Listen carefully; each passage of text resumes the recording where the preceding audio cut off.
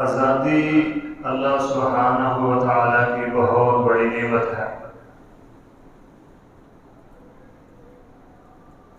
اتنی بڑی نعمت ہے کہ اللہ سبحانہ و تعالیٰ نے قرآن مجید میں متعدد مرتبہ بنی اسرائیل کو اس نعمت کی یاد دلائی ہے۔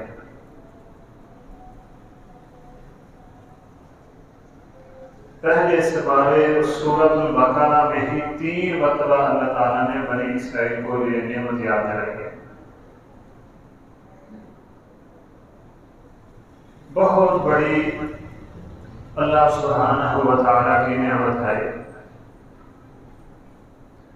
اللہ ہمارے ان مسلمانوں کو بھی یہ نعمت عطا فرمائے جو ابھی تک غلامی کی زندگی جی رہے ہیں۔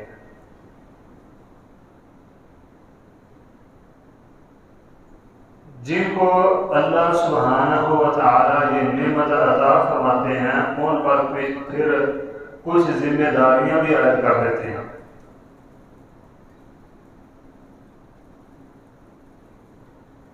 آزادی کا یہ مطلب ہرگز نہیں ہے کہ قومیں بے غیرت، بے حیا اور دیوس بن جائیں۔ آزادی کا یہ معنی ہرگز نہیں ہے کہ اللہ کی نافرمانیاں، بغاوتیں اور من مرضیاں شروع کر دی جائیں۔ اصل میں آزاد وہی ہے جو اپنے نفس سے آزاد ہو گیا، اس نے اپنے نفس کو اللہ اور اس کے رسول صلی اللہ علیہ وسلم کی فرما برداری پر لگا دیا۔ وہ ہے صحیح معنوں میں بندہ آزاد، جو انسانوں کی غلامی سے تو آزاد ہے لیکن نفس کی غلامی سے آزاد نہیں، وہ بندہ آزاد نہیں ہے۔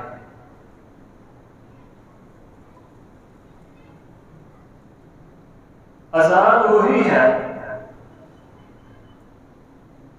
جو انسانوں کی غلامی سے، جس کو اللہ تعالیٰ نے آزاد کیا اور اس نے اپنے نفس کو اپنے قابو میں کر کے اپنے نفس سے وہ آزاد ہو گیا، اپنے نفس کا اس نے محاسبہ کر لیا۔ وہ شخص ہے اصل میں آزاد۔ جب اللہ سبحانہ و تعالیٰ آزادی عطا فرما دیں تو اس کے ساتھ کچھ ذمہ داریاں اللہ تعالیٰ عائد کر دیتے ہیں اپنے ان بندوں پر جن کو آزاد فرماتے ہیں، اور یہ اتنی بڑی نعمت ہے اللہ سبحانہ و تعالیٰ کی آزادی جو ہے کہ غلامی سے انسانوں کو آزاد کروانے پر اللہ تعالیٰ نے جہنم سے آزادی کا انعام جو ہے وہ اپنے بندوں کو عطا فرمایا۔ بلکہ نبی مکرم صلی اللہ علیہ وسلم نے تو یہاں تک فرمایا ہے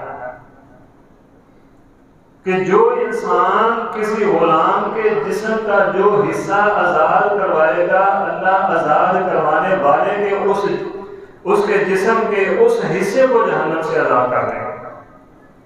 اتنی بڑی نعمت ہے اللہ تعالیٰ۔ سب سے پہلی ذمہ داری جو آزاد لوگوں پر، آزاد قوموں پر اللہ تعالیٰ کی طرف سے عائد ہوتی ہے وہ ہے کہ اپنے ماضی کو یاد کریں، اپنی غلامی کے ایام کو یاد کریں اور کائنات کے رب کا شکریہ ادا کریں۔ اپنی جمینی نیاز اپنے مالک کے سامنے جھکاتے ہوئے اس مالک حقیقی کا شکریہ ادا کریں جس نے آزادی جیسی عظیم نعمت عطا فرمائی۔ فرمایا واذکروا اذ انتم قلیل مستضعفون فی الارض تخافون ان یتخطفکم الناس۔ یاد کرو، اذکروا یاد کرو، اذ انتم قلیل مستضعفون جب تم تھوڑے بھی تھے، کمزور بھی تھے. اللہ تخافون ان یتخطفکم الناس، تمہیں لگتا تھا کہ لوگ اچک کر لے جائیں گے. ابھی ادھر سے کوئی لشکر آیا، ایک لمحے میں ہمیں ختم کر کے ہمارا قصہ تمام کر کے گزر جائے گا. تم خود کو یہ سمجھتے تھے، لیکن فآواکم وأیدکم بنصرہ، ہم نے تمہیں جگہ دی اور تمہاری مدد کی. وَرَزَقَكُم مِّنَ الطَّیِّبَاتِ، اور پاکیزہ حلال پاک رزق بھی تمہیں عطا کیا. غلامی کے دنوں کو یاد کرنا ہے، یعنی اپنے ماضی کو نہیں بھلانا، اپنے ماضی کو یاد رکھنا ہے. اللہ کے نبی سیدنا موسیٰ علیہ السلام نے اپنی قوم کو یہ خطاب فرمایا، اذکروا نعمت اللہ علیکم اذ انجاکم من آل فرعون یسومونکم سوء العذاب یذبحون ابناءکم ویستحیون نساءکم وفی ذلکم بلاء من ربکم عظیم. اے میری قوم، اذ قال موسیٰ لقومہ، اے میری قوم یاد کرو ان دنوں کو جن دنوں میں تم فرعون اور آل فرعون کے غلام تھے. کائنات کے رب نے تمہیں آزادی عطا فرمائی، نعمت عطا کی تمہیں. اتنی تکلیف پہنچاتے تھے تمہیں کہ تمہارے بیٹوں کو ذبح کر دیتے تھے، قتل کر دیتے تھے، اور تمہاری بیٹیوں کو زندہ رکھتے تھے، انہیں اپنی کنیزیں، اپنی لونڈیاں بنا لیتے تھے. اذکروا نعمت اللہ، کائنات کے رب کی نعمت کو یاد کرو جس رب نے تمہیں آزادی جیسی نعمت عطا کی ہے. ماضی، میں نے شروع میں بات کی ہے کہ ماضی کو یاد رکھتے ہوئے شکر کرنا ہے. پہلے فرمایا ماضی کو یاد کرو، پھر ساتھ ہی حکم دیا، فرمایا وَإِذْ تَأَذَّنَ رَبُّكُمْ لَئِن شَكَرْتُمْ لَأَزِيدَنَّكُمْ وَلَئِن كَفَرْتُمْ إِنَّ عَذَابِي لَشَدِيدٌ.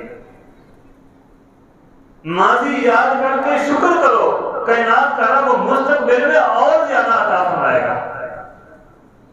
لیکن اگر نہ شکری کی تو پھر کائنات کے رب کا عذاب بھی بڑا سخت ہے. اللہ اکبر کبیر.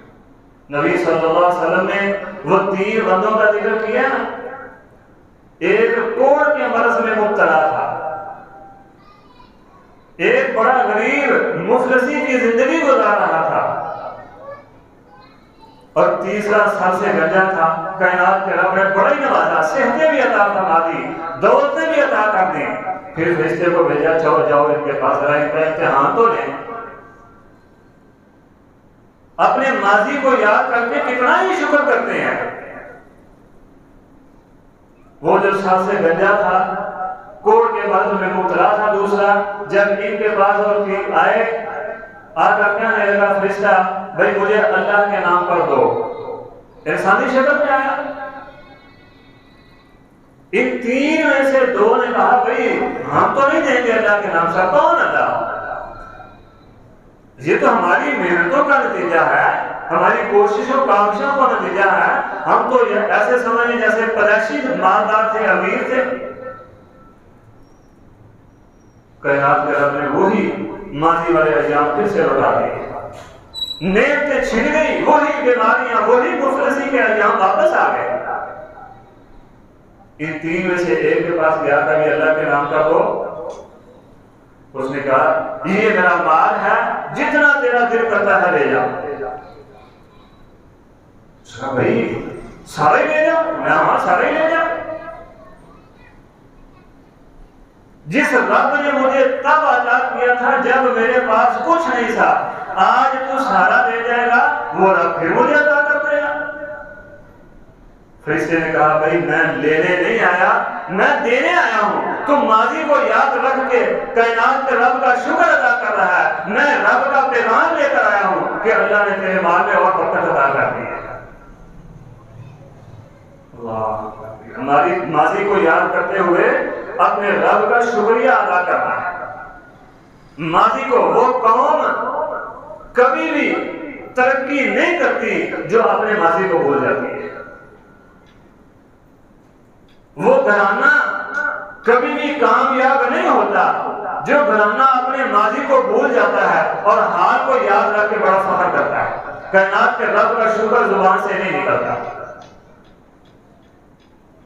دوسری ذمہ داری وہ یہ عائد ہوتی ہے کہ آزادی ملنے کے بعد کائنات کے رب کے شکر کے طور پر، شکرانے کے طور پر اپنے آپ کو اللہ سبحانہ و تعالیٰ کی فرما برداری پر لے جانا، نافرمانیوں سے بچا کر رکھنا، ورنہ یہ نعمتیں چھیننے میں لمحہ بھی نہیں لگتا ہے۔ آزادی کا مطلب یہ نہیں کہ آپ فحاشی پر، نافرمانیوں پر لگ جاؤ۔ اپنا جینا تو حرام ہے، ساتھ اوروں کا جینا بھی حرام کر دو۔ ابھی 14 اگست کو دیکھا نہیں کیسے گلیوں بازاروں میں جوان بچے بوڑھے باجے بجا رہے ہیں، بیماروں کو بھی بوڑھوں کو بھی پریشان کیا ہوا۔ فحاشی اور یعنی کہ بڑے بڑے شہروں میں بازار گرم کیے جاتے ہیں۔ اللہ سبحانہ و تعالی نے فرمایا الم یرو کم اہلکنا من قبلہم من قرن مکناہم فی الارض ما لم نمکن لہم۔ ذرا پہلی قوموں کو دیکھو تو صحیح، ہم نے ایسی ایسی زمین پر ان کو بادشاہتیں عطا کی ہیں کہ تمہیں تو وہ بادشاہت عطا کی نہیں ہیں۔ ما لم نمکن لکم وَأَرْسَلْنَا السَّمَاءَ عَلَيْهِمْ مِدْرَارًا، ان کے لیے آسمان سے ہم نے موسلادھار بارشیں نازل کی ہیں، اور ان کے لیے ہم نے نہریں بھی چلائی ہیں۔ یعنی لہلہاتے کھیت تھے، معیشت بڑی مضبوط تھی، بڑی طاقتور معیشت والے تھے، وہ بڑی مضبوط حکومتیں تھیں۔ ہماری طرح IMF کے غلام نہیں تھے وہ، جن سے آزادی حاصل کی ہوئی کہ پھر غلام بن گئے۔ میں ایسی حکومتیں عطا کی ہیں کہ تمہیں تو ویسی حکومت ہم نے دی نہیں ہے۔ فَأَهْلَكْنَاهُمْ بِذُنُوبِهِمْ، پھر ان کی نافرمانیوں کی وجہ سے، ان کی بغاوتوں کی وجہ سے، ان کے حکم عدولیوں کی وجہ سے ہم نے ان کو ہلاک کر دیا، صفحہ ہستی سے نام و نشان مٹا دیا۔ چند ایک آج سمود ہود کو چھوڑ کر باقی کا وہ ہے نام و نشان۔ سورۃ ابراہیم میں وَإِذْ تَعَذَّنَ سے آگے اللہ تعالیٰ نے فرمایا یہ دو چار ہیں جن کو تم جانتے ہو، بہت ساری تو ایسے ہیں تمہیں پتہ ہی نہیں ہوتا، نام و نشان ہی اللہ تعالیٰ نے ختم کر دیے، کوئی جانتا ہی نہیں ہو۔ فَأَهْلَكْنَاهُمْ بِذُنُوبِهِمْ وَأَنشَأْنَا مِن بَعْدِهِمْ قَرْنًا آخَرِينَ، پھر ہم اور قوم لے۔ یہ جو ہمارے اندر تکبر ہے نا ایٹم بم کا کہ ہم بھی ناقابل تسخیر ہیں، ہمارے پاس ایٹم بم ہے، ہم نافرمانی اور بغاوتیں کرتے جائیں، ہمیں کون پوچھنے والا ہے؟ اللہ تعالیٰ نے فرمایا لمحے میں ہم نے صفحہ ہستی سے مٹا کر اور قوم پیدا کر دیا، اور وہ ایسے ایسے طاقتور تھے، ایسی ایسی طاقتور حکومتیں اور معیشتیں تھیں، ایسے ایسے بہترین ان کے پاس دفاعی نظام تھے، تم صبر بھی نہیں کر سکتے۔ وہ کہتے ہیں نا کیا پتی اور کیا پتی کا شوربہ، ان حکومتوں کے ان قوموں کے مقابلے میں ہماری حیثیت و شعبے کی بھی نہیں ہے۔ فَأَهْلَكْنَاهُمْ بِذُنُوبِهِمْ، اللہ اکبر کبیرہ۔ بدر میں کائنات کے رب نے کامیابی عطا فرمائی نا، تو کچھ لوگوں کے دلوں میں آیا لوگ جی ہم اب ناقابل تسخیر ہو گئے ہیں، اب ہمیں جہاد کا حکم مل گیا، اب دیکھیے ہم کون ہمارے مقابلے میں آتا ہے۔ یہ تھوڑی سی میں آ گئی اندر، تھوڑی سی بحیثیت انسان تھے، وہ فرشتے تو نہیں تھے، نہ نبی تھے۔ پھر نبی مکرم صلی اللہ علیہ وسلم نے احد میں حکم دیا اس جگہ کو نہیں چھوڑنا، وہ بھی نافرمانی کر دی، اس کا نتیجہ کیا نکلا، کتنی قربانیاں پیش کرنی پڑی، وہ ہمارے سامنے۔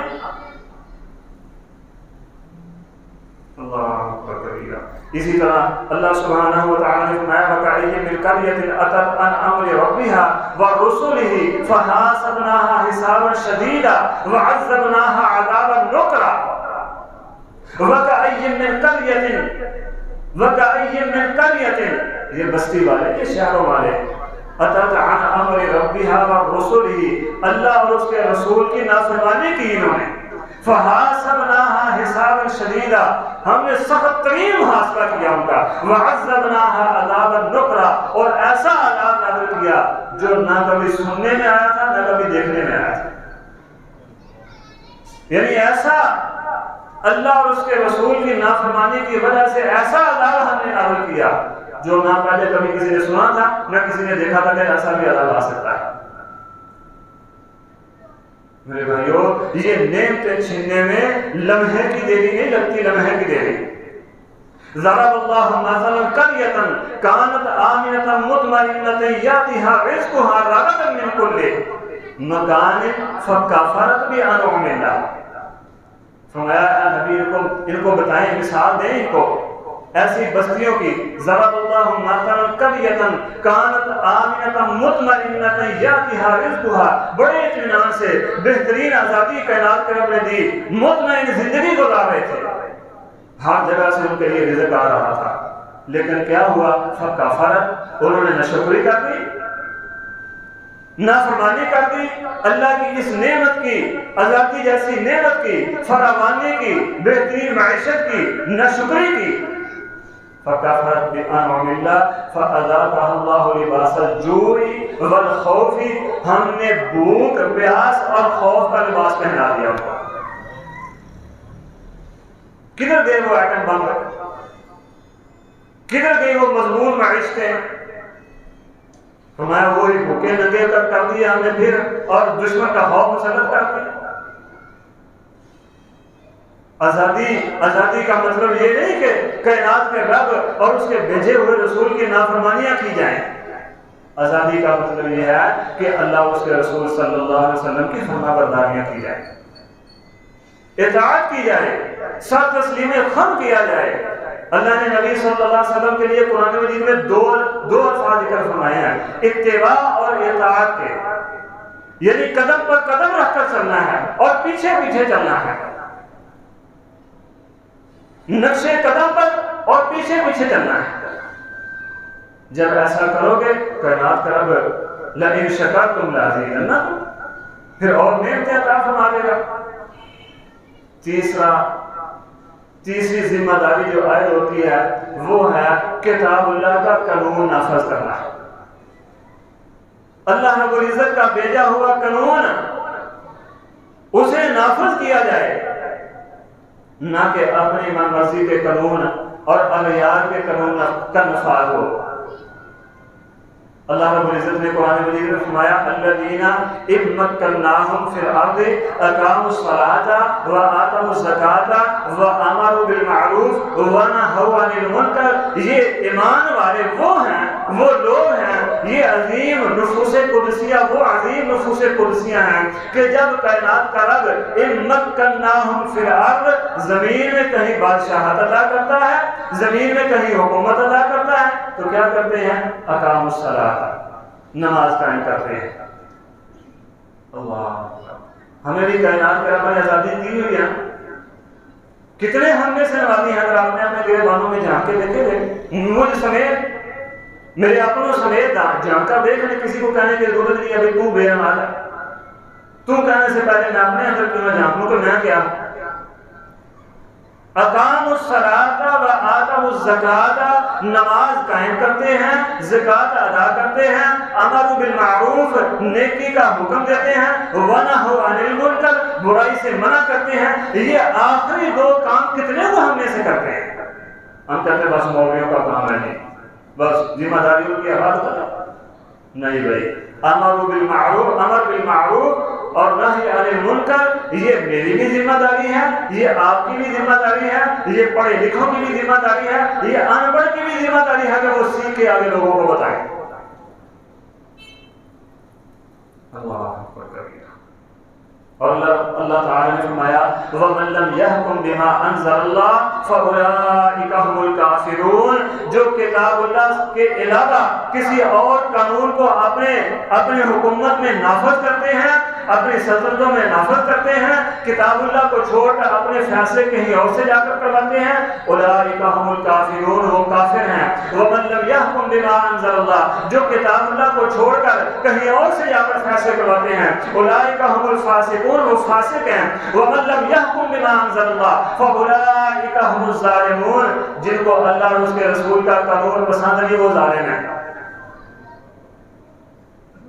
یہ قرآن مجید کی ایک ہی صورت اور ایک ہی صفحے پر یہ تینوں الفاظ، تینوں جہاں ٹکڑے ہیں، تینوں آیات ہیں۔ وَمَن لَّمْ يَحْكُم بِمَا أَنزَلَ اللَّهُ فَأُولَٰئِكَ هُمُ الْكَافِرُونَ، جن کو کائنات کے رب کا قانون پسند نہیں وہ کافر ہیں۔ وَمَن لَّمْ يَحْكُم بِمَا أَنزَلَ اللَّهُ فَأُولَٰئِكَ هُمُ الْفَاسِقُونَ، جن کو اللہ کا قانون پسند نہیں ہے وہ فاسق ہیں۔ وَمَن لَّمْ يَحْكُم بِمَا أَنزَلَ اللَّهُ فَأُولَٰئِكَ هُمُ الظَّالِمُونَ، جن کو کائنات کے رب کا قانون پسند نہیں وہ ظالم ہیں۔ اور ظالم جنت میں جائیں گے، فاسق جنت میں جائیں گے، کافر جنت میں جائیں گے، ذرا اپنے قانون کی طرف جان کر دیکھ لیں۔ یہاں امیر کے لیے اور قانون ہے، غریب کے لیے اور قانون ہے۔ کتاب اللہ کو تو بس بڑا نام رکھا ہوا ہے ہم نے، کتنے چوروں کے آج تک ہم نے ہاتھ کاٹے ہیں، کتنے زانیوں کو ہم نے سنسار کیا، کتنے قاتلوں کی ہم نے گردنیں اڑائی ہیں۔ وَمَن لَّمْ يَحْكُم بِمَا أَنزَلَ اللَّهُ فَأُولَٰئِكَ هُمُ الْكَافِرُونَ فَأُولَٰئِكَ هُمُ الْفَاسِقُونَ فَأُولَٰئِكَ هُمُ الظَّالِمُونَ، یہ کائنات کے رب کا فیصلہ ہے۔ جب ہم اللہ سے بغاوتیں کریں گے، اللہ کے قانون کو پسند نہیں کریں گے تو صورتحال ہمارے سامنے ہے، کسی کو بتانے کی ضرورت ہی نہیں۔ اللہ اکبر کبیرہ۔ سیدنا ابو بکر صدیق رضی اللہ عنہ خلیفہ بنے تو فتنہ ارتداد تھا، کچھ لوگوں نے کہا جی ہم زکوٰۃ نہیں دیں گے، یہ زکوٰۃ تو نبی صلی اللہ علیہ وسلم کے دور میں فرض تھی، آپ پہ زکوٰۃ بھی گئی۔ امیر المومنین نے کیا اعلان کیا؟ فرمایا واللہ لأقاتلن من فرق بین الصلاۃ والزکوٰۃ، اللہ کی قسم میں اس بندے سے ضرور بھی ضرور قتال کروں گا، ضرور بھی ضرور لڑوں گا جو نماز اور زکوٰۃ میں فرق کرے گا۔ واللہ اللہ کی قسم لا اقاتلن، میں ضرور بھی ضرور قتال کروں گا، ان کو میں ضرور قتل کروں گا، ان کو ضرور صفحہ ہستی سے مٹا دوں گا جو نماز اور زکوٰۃ میں فرق سمجھتے ہیں، جو زکوٰۃ کو فرض نہیں سمجھتے، نماز کو فرض سمجھتے ہیں۔ اور فرمایا زکوٰۃ کی جس نے ایک رسی بھی نہ دی اس کو بھی نہیں چھوڑوں گا۔ جو نبی صلی اللہ علیہ وسلم کے دور میں زکوٰۃ کی وہ رسی دیتا تھا لیکن اب نہیں دیتا، اس کی بھی خیال نہیں ہے۔ اللہ اکبر۔ ہمارے جو بڑے ہیں، چودھری ہیں، ذرا ان کو دیکھیں ہم کیا کرتے ہیں۔ اللہ کی قسم یہ IMF ایک مرتبہ، صرف ایک مرتبہ ہمارے ملک کے بڑے سے لے کر چھوٹے تک کی زکوٰۃ کو اکٹھا کر لیا جائے نا تو کبھی بھی پہلی بات تو یہ ہے IMF کا قرضہ بھی اتر جائے، ان کی غلامی سے بھی ہم نکل جائیں اور کبھی کسی سے مانگنے کی ضرورت نہ پڑے۔ صرف ایک مرتبہ زکوٰۃ نکال لی جائے بس، لیکن نکالنے نہیں چاہتے ہم تو اس کو ٹیکس دے دیں گے، 20 نہیں لاکھ ہزاروں سینکڑوں ٹیکس دیں گے، زکوٰۃ نہیں دیں گے۔ پھر جو صورتحال ہے وَلَئِن كَفَرْتُمْ إِنَّ عَذَابِي لَشَدِيدٌ۔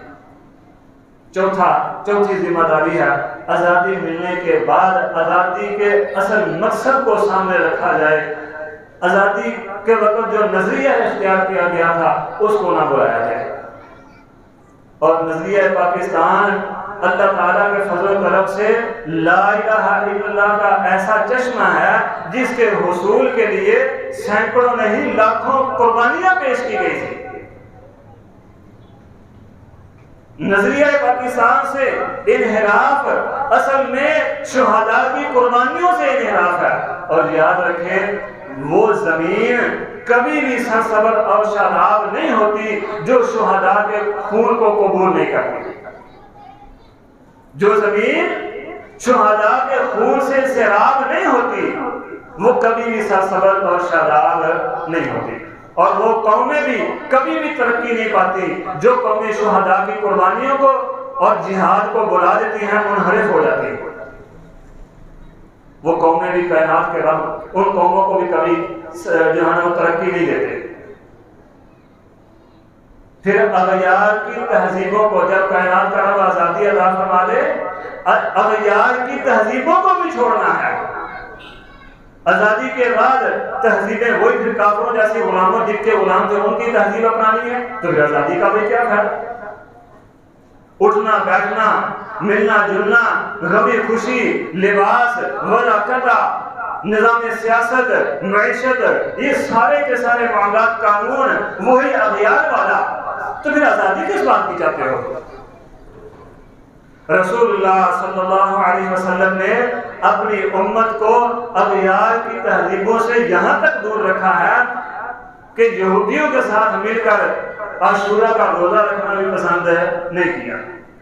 فرمایا زندہ رہا تو آئندہ سال 9 کا روزہ رکھوں گا، ان کے ساتھ نہیں ملنا ہمیں، ان کی مخالفت کرنی ہے۔ اتنا دور رکھا۔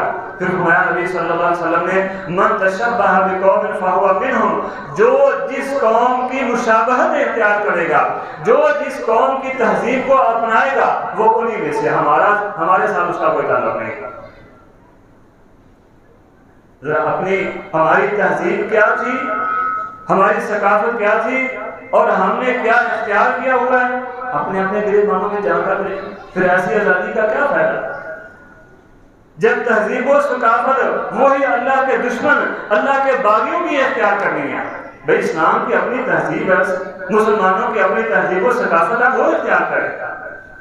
وہ شاعر نے بڑی پیاری بات کہی ہے، کہتا اپنی ملت پہ قیاس اقوام مغرب سے نہ کر، خاص ہے ترکیب میں قوم رسول ہاشمی صلی اللہ علیہ وسلم۔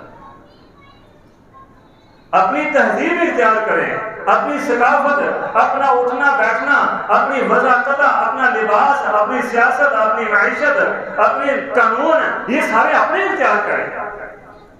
اور اللہ کی قسم اسلام نے جو تہذیب و ثقافت دی ہے، ایسا بہترین نظام، ایسی تہذیب کوئی بھی آج تک نہیں لا سکا۔ ایسا پرسکون نظام دیا ہے کہ ایسا پرسکون نظام کائنات میں کہیں اور آپ کو نہیں ملے گا۔ جب اتنا بہترین نظام ہے ہمارے پاس، پھر اوروں کے پاس کیوں جاتے ہیں؟ کائنات کا رب آزادی عطا فرما دے تو قوم کو تعلیم کے بہترین تعلیم کے زیور سے آراستہ کرنا یہ ذمہ داری ہے آزاد لوگوں کی۔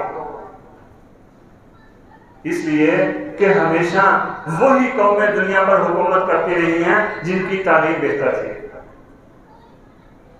جن کے پاس اچھا نظام تعلیم تھا، اچھا نظام جہاد تھا، دفاعی نظام جن کا مضبوط تھا، وہی قومیں کامیاب رہی۔ موسیٰ علیہ السلام کے بعد داؤد علیہ السلام کے دور میں ابھی نبی نہیں بنے داؤد علیہ السلام، قوم آ گئی نبی کے پاس جو داؤد علیہ السلام سے پہلے نبی تھے، جن کے ہوتے ہوئے داؤد علیہ السلام بھی موجود تھے۔ آ کر کہنے لگی ہمارے لیے اجعل لنا ملکا نقاتل فی سبیل اللہ، ہمارے لیے کوئی بادشاہ، کوئی امیر المجاہدین مقرر کر دیں جس کے متحد رہ کر ہم جہاد کریں، لڑیں۔ نبی نے کہا کہ بات یہ ہے، اگر تمہیں یہ حکم دے دیا گیا نا، اللہ تعالیٰ نے کوئی امیر المجاہدین بنا دیا، کوئی بادشاہ بنا دیا، تو پھر تم نے لڑنا گرنا نہیں ہے۔ قوم کیا کہنے لگی؟ مالنا اللہ نقاتل فی سبیل اللہ وقد اخرجنا من دیارنا وابنائنا، بنا ہم کیوں نہیں لڑیں گے؟ ہمیں ہمارے گھروں سے نکالا گیا، ہمارے بچوں کو نکالا گیا، کیوں نہیں ہم لڑیں گے؟ ہم لڑیں گے، بنا کر تو دیکھیں۔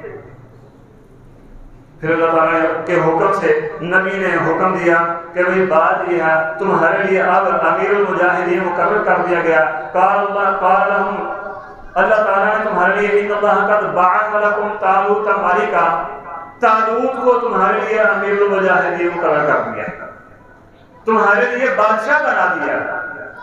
قوم کیا کہنے لگی آگے سے؟ نبی کو کیا جواب دیا؟ بولو جی، قالوا انا یکون لہ الملک علینا ونحن احق بالملک منہ ولم یؤت ساعۃ من المال۔ بھئی ہم یہ طالوت جو ہے یہ غریب سا بندہ، یہ لوہار، یہ کیسے ہمارا بادشاہ بن سکتا ہے؟ اور یہ مارا سا بندہ، غریب سا آدمی، اس کے پاس تو کھانے کے لیے بھی کچھ نہیں ہے۔ نحن احق، ہمارا زیادہ حق تھا کہ ہم چودھریوں میں سے کسی کو بادشاہ بنایا جاتا۔ اللہ تعالیٰ نے نبی کے ذریعے قوم کو کیا جواب دیا؟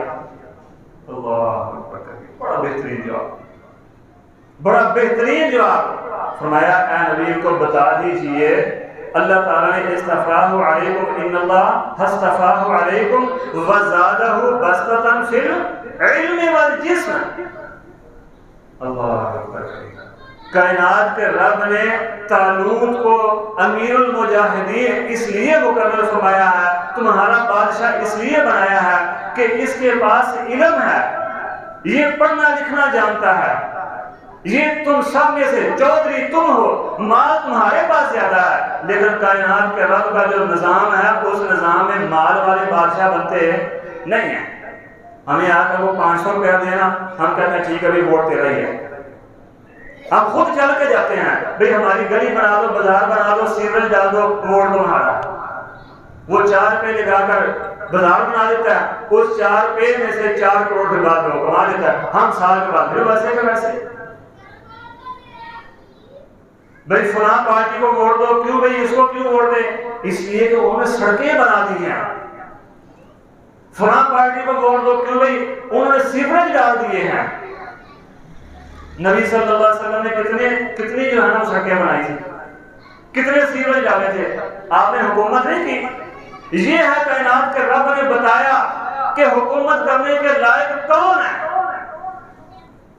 ہم جن کو ووٹ دیتے ہیں ہم کو لا الہ الا اللہ پڑھنا نہیں آتا، کلمہ نہیں آتا، ہم 500 روپیہ لے کر ووٹ دے دیتے ہیں، گلی بنا کر ووٹ دے دیتے ہیں، بازار بنا کر ووٹ دے دیتے ہیں، سیوریج کو ڈال دے تو اس کو ووٹ دے دیتے ہیں۔ فرمایا ان اللہ اصطفاہ علیکم وزادہ بسطۃ فی العلم والجسم، جو جسم میں مضبوط ہے، میدان جہاد میں دشمن کے سامنے کھڑا ہو سکتا ہے، جس کے پاس علم ہے، ووٹ دینا تو اس کو دو، کائنات کا رب اس کو چاہتا ہے کہ بادشاہ بناؤ اپنا۔ اور طالوت کے پاس یہ کچھ ہے، اس لیے ہم نے اس کو اپنا بادشاہ بنا دیا، جو مانتا ہے مانے، جو نہیں مانتا نہ مانے، چلو دیکھ لیں گے بعد میں اس کو۔ اللہ اکبر، جنہوں نے دل سے مانا، کائنات کے رب نے میدان جہاد میں ان کو اتارا، جہاد میں انہوں نے حصہ لیا، اللہ نے مقام عطا فرمایا، منزلیں عطا فرمائی، شرف عطا فرمایا۔ جو دل سے ماننے والے نہیں تھے، مجبور ہوتے ہوئے اوپر سے مان لیا انہوں نے، جب پانی سے گزرے سارے کے سارے وہی رہ گئے۔ اور چند ایک تھے جنہوں نے کائنات کے رب کے حکم کو دل سے تسلیم کیا تھا، اللہ تعالیٰ نے ان چند ایک کے ذریعے پھر دشمن کو بھی ختم کیا، جالوت کو بھی قتل کروایا، اور دنیا میں ان کو حکومت بھی عطا فرمائی۔ معلوم ہوا نظام تعلیم بہتر ہو جس قوم کا وہی قوم حکومت کرتی ہے، اور صحت کا نظام بھی ساتھ۔ ان اللہ اصطفاہ علیکم وزادہ بسطۃ فی العلم والجسم، نظام صحت اور نظام تعلیم یہ بہترین ہونا چاہیے، جن کو ہم 75-76 سالوں سے ووٹ دے رہے ہیں۔ کتنا کو نظام تعلیم ہمارا بہتر کیا انہوں نے، کتنا کو نظام صحت بہتر کیا، ڈنڈے کے دور پر پولیو کے 2 قطرے تو پلا دیتے ہیں، لیکن قوم کے جوان جو نشے کے عادی بنتے جا رہے ہیں ان کے لیے کیا کیا؟ جو بے روزگار ہیں، نشے کے عادی بن گئے ہیں، ڈپریشن کا شکار ہو گئے ہیں، ان کے لیے کیا کیا گیا؟ شوگر کا مرض عام ہے، ایڈز کا مرض عام ہے، اسی طرح اور بہت سارے مرض ہیں۔ بھئی ڈنڈے کے زور پر یہ پولیو کے قطرے تو پلا رہے ہو، تو ان کے لیے کیا کر رہے ہو؟ ہر گھر میں ایک سے دوسرا فرد ڈپریشن کا شکار ہے، اس کے لیے کیا کر رہے ہو؟ ہر گھر میں جاہل موجود ہیں۔ ابھی یہ پرسوں کا واقعہ، یہ کتنا بڑا جاہلانہ واقعہ، نہ نظام تعلیم بہتر، نہ نظام صحت بہتر، نہ کوئی قانون پر عمل درآمد، نہ قانون کا نظام تو بہتر۔ لوگوں نے آ کر بتایا جی قرآن کی توہین ہو گئی ہے۔ اچھا چلو آتے ہیں، چلو اتنا بڑا معاملہ پتہ ہے کہ یہ معاملہ آگے چل کر شدت بھی اختیار کر سکتا ہے۔ 2 گھنٹے بعد قانون نافذ کرنے والے ادارے جا رہے ہیں۔